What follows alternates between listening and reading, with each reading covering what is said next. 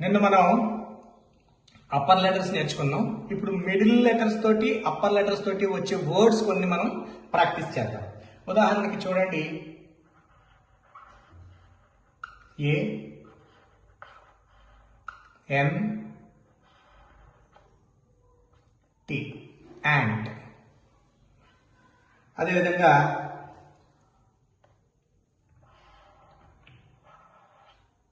D A N C E dance. అదేవిధంగా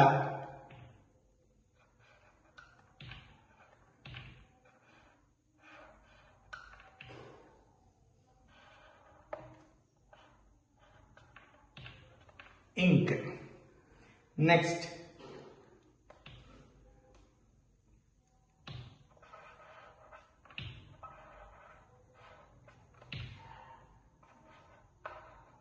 ear, T E A C H E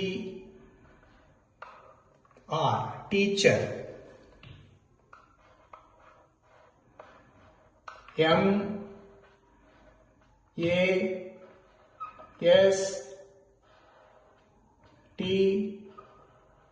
E R, master. తర్వాత U N D